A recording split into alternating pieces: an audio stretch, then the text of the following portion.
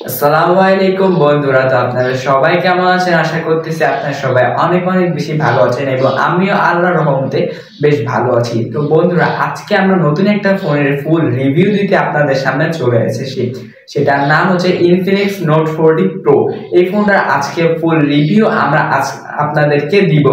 এই ফোনটার প্রথমে আমরা কথা বলতে চাই এর ডিজাইন এবং বিল্ড ম্যাটেরিয়ালস নিয়ে। এই ফোনটা সম্পূর্ণ প্লাস্টিক বডির একটা ফোন। এটার ব্যাক সাইডে রয়েছে ভিগান লেদার। এটা কিন্তু আর্টিফিশিয়াল লেদার, এটা রিয়েল লেদার না, যার কারণে আপনি হাতে নিলেই একটা প্রিমিয়াম ভাইব অবশ্যই আপনাকে এই ফোনটা প্রোভাইড করবে। এই ফোনটা দুটো সাইডে রয়েছে কার্ভ, যার কারণে হাতে নিলেই আপনাদের বেশ ভালো লাগবে এই ফোনটা। এবার কথা বলবো এই ফোনের পোর্শন বাটনকে নিয়ে। যায় এই ফোনে রয়েছে পাওয়ার বাটন এবং ভলিউম রকার, যেগুলো পজিশন আমার কাছে বেশ ভালোই লেগেছে এবং আমার হাত অনুযায়ী এগুলো খাটছে। যাদের হাত একটু ছোট বা বড় তাদের হয়তো বা একটু এদিক ওদিকও হতে। এই ফোনে রয়েছে এটা type C port. Type C পোর্টে যার কারণে হয়তো বা চার্জিং স্পিডটা একটু বেশি পাবেন। এবার আমরা কথা বলবো এই ফোনের ডিসপ্লেকে নিয়ে। এই ফোনের ডিসপ্লে হিসেবে রয়েছে 6.67 ইঞ্চির একটি অ্যামোলেড ডিসপ্লে, যেটা কিনা ফুল এইচডি প্লাস রেজুলেশনে তৈরি করা হয়েছে এবং এটা কিন্তু 120 হার্টজ হাই রিফ্রেশ রেট। আর এই ডিসপ্লেটা বেশ ভালো লেভেলে কার্ভ করা হয়েছে দুই সাইড থেকে, যার কারণে এই ফোনটির ভিউ অ্যাঙ্গেল কিন্তু বেশ ভালো হয়েছে। ডিসপ্লেটা আসলে ভাইয়া আমার দেখে খুবই ভালো লাগছে। এই ডিসপ্লে ক্লিয়ারিটি কোয়ালিটি খুবই ভালো ছিল এবং এই ডিসপ্লেতে পিক ব্রাইটনেস হিসেবে ছিল 1300 নিটস পিক ব্রাইটনেস। একেবারে ডিরেকশনালিটি কিছুটা স্ট্রাগল করে, তারপরও বেশ ভালোভাবে এটা ইউজ করার মতন একটা ফোন ছিল। এটা ডিসপ্লে ভাই আমি বলতেছি আপনি 100% সন্তুষ্ট থাকবেন এই ফোনের ডিসপ্লেকে নিয়ে। ডিসপ্লে চিন এবং ব্যাজেল বেশ কম ছিল, ইনফিনিক্স বেশ লো রেখেছে এগুলো এবং পাঞ্চ হোলটাও বেশ ছোট ছিল। ডিসপ্লে ইউজ করে বেশ ভালো লেভেলে আপনারা সবাই মজা পাবেন। এই ডিসপ্লেতে রয়েছে একটা ইন ডিসপ্লে ফিঙ্গারপ্রিন্ট স্ক্যানার, যেটা কিনা যার পজিশন একটু নিচ দিয়ে লাগতে পারে, তবে কিছুদিন ইউজ করলে অবশ্যই আপনারা এটার সাথে ইউজ টু হয়ে যাবেন। এই ফোনে এই ফিজিক্যাল ফিঙ্গারপ্রিন্ট স্ক্যানারটা কিন্তু বেশ ফাস্ট অ্যান্ড একুরেট ছিল। যে কয়বারই হাত দিচ্ছিলাম ঠিক মতনই এটা কিন্তু ওপেন হচ্ছিল। বন্ধুরা, এবার আমরা কথা বলবো এই ফোনটির সফটওয়্যার সেকশন নিয়ে, মানে পারফরমেন্স সেকশন। এই ফোনের প্রসেসর হিসেবে রয়েছে মিডিয়াটেকের একটা processor, MediaTek Helio G99 ultimate, একটি নতুন প্রসেসর এখানে অ্যাড করা হয়েছে, যেটা কিনা 6nm এ তৈরি করা হয়েছে। এই ফোনটা অপারেটিং সিস্টেম রয়েছে অ্যান্ড্রয়েড 14 এবং XOS 14 এ এই ফোনটা রান করবে, যার কারণে আমরা লেটেস্ট অ্যান্ড্রয়েড অপারেটিং সিস্টেম আমরা অবশ্যই পেয়ে যাবো। এই ফোনটির র্যাম রম ভেরিয়েন্টে থাকবে 8GB র্যাম এবং 12GB র্যাম, আর রোম ভেরিয়েন্ট থাকবে 128GB এবং 256GB।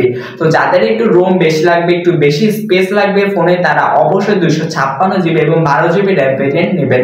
এই ফোনে মাল্টিটাস্কিং কিন্তু বেশ ভালো ছিল। অবশ্যই যদি আপনি বেশি মাল্টিটাস্কিং করতে চান তাহলে অবশ্যই আপনাদেরকে 12GB র্যাম ভেরিয়েন্টটা নিতে হবে, যার করে মাল্টিটাস্কিং অবশ্যই 8GB তুলনায় আপনার 12GBটা বেশ ভালো হয়। এই ফোনের মোটামুটি এর ওভারঅল পারফরম্যান্স সেকশনটা আমার কাছে এভারেজ বা ডিসেন্ট লেগেছে। তবে ইনফিনিক্স যদি আরেকটু বেশি কিছু আমাদেরকে দিতে পারো, ডায়মন্ড সিরিজের কিছু দিতে পারো বা কোয়ালকমের কিছু দিতে পারতো, আরো বেশি ভালো হতো। এটাকে আমরা এভারেজ পর্যায়ে রাখবো। এটা খুব একটা ভালো না এবং একেবারে ফেলে দেওয়ার মতো কিছু এমনই কিন্তু কিছু এই ফোনে ছিল না। তো এটা এভারেজ কোয়ালিটি থাকবে, তবে আরেকটু ভালো যদি এই কোম্পানি দিতে পারতো তাহলে অনেক অনেক বেশি ভালো হতো এবং এইখানে গেমিং আমরা এই ফোনটাকে কিন্তু অবশ্যই রাখতে পারতাম। এবার কথা বলবো এই ফোনটি ক্যামেরা সেকশনকে নিয়ে। এই ফোনে রয়েছে তিনটি ক্যামেরা, যেখানে মেইন ক্যামেরা রয়েছে 108 মেগাপিক্সেল এবং 2 মেগাপিক্সেল দুটো ছোট ক্যামেরা আছে, একটা ডেপ এবং একটা ম্যাক্রো। আর সেলফিতে রয়েছে 32 মেগাপিক্সেল একটা ক্যামেরা। এখানে আমরা কিছু স্যাম্পল দিয়ে দিচ্ছি, আপনারা দেখে বলবেন এটা বেশ কেমন। এটা কিন্তু বেশ ভালো লেভেলের ডিটেল শার্পনেস ক্যাপচার করতে পারবে এবং এটার ভিডিওতে রয়েছে সর্বোচ্চ 2K 30fps। তবে 30-35 হাজার টাকা একটা ফোনে অবশ্যই আমরা 4K 30fps কিন্তু আশা করতেই পারি। তবে এখানে 4K 30fps তারা কেন দিল না আমি চাই না। 4K 30fps করলে অনেক বেশি ভালো হতো এবং 1080p তে কিন্তু আপনার 30 এবং 60 দুটোটাই নিতে পারবেন। তবে 30 তে নিলে EIS রয়েছে, যার কারণে বেশ স্টেবল একটা ভিডিও পাওয়া যায়। আপনার সামনে ভিডিওটা দিয়ে দিলাম আমি, বলবেন কেমন হয়েছে। বেশ মোটামুটি, তবে 4K সাপোর্ট থাকলে অনেক বেশি ভালো হতো। তবে 2K 30fps এ কোনো প্রকার স্ট্যাবিলাইজেশন নেই, যার কারণে এই ফোনটা কিন্তু আমরা ভিডিও ভালো করে শুট করতে পারি না। তবে যদি কেউ স্ট্যাবল হাতে শুট করতে পারে, কোনো একটা গিম্বেল ইউজ করে শুট করতে পারে, তাহলে অবশ্যই এটার ভিডিও কোয়ালিটি কাজে লাগানোর মতন ছিল। তবে আমি ইনফিনিক্সকে বলবো আরেকটু ভালো কোয়ালিটি, যদি এখানে ক্যামেরাতে কিছুটা কম রয়েছে যার কারণে আরো একটু বড় কিছু দেওয়া উচিত ছিল। এখানে কমসে কম একটা আলট্রা ওয়াইড শুটার ক্যামেরাকে অবশ্যই দেওয়া উচিত ছিল, যে 30-35 হাজার টাকা একটা বাজেটের একটা স্মার্টফোন। তো এখানে অবশ্যই আমরা একটা আলট্রা ওয়াইড শুটার আশা করতেই পারি। এবার আমরা কথা বলবো এই ফোনটির ব্যাটারি এবং চার্জারকে নিয়ে। এইখানে পাবেন 70 ওয়াটের একটা বড় চার্জার এবং ব্যাটারি সেকশন থাকবে 5000 mAh এর একটা বড় ব্যাটারি। তো এটার ব্যাকআপ বেশ ভালো ছিল, প্রায় একদিনের মতো ইউজ করা যায়। যারা হেভি ইউজ করেন তারা হয়তো একটু কম পাবেন, বাট নর্মাল ইউজ করলে অবশ্যই আপনার এটা থেকে একদিনের মতো ব্যাকআপ কিন্তু পেয়ে যাবে। এবং এটা 70 ওয়াটের চার্জার দিয়ে বেশ দ্রুত ফোনটাকে চার্জ করা সম্ভব থাকবে। এবং এর বক্সেই পেয়ে যাবেন অ্যাপলের ম্যাক্সবুকের মতো একটা জিনিস, যেটার কারণে ওয়্যারলেস ভাবে আপনাকে ফোনটা চার্জ করতে পারবে। যেখানে যদি ইউএসবি টাইপ সি পোর্ট চার্জারটা কানেক্ট করে রাখেন তখন ফোনটাতে 18 ওয়াট ভাবে ফাস্ট চার্জার করতে পারবে এই ম্যাকবুকটি।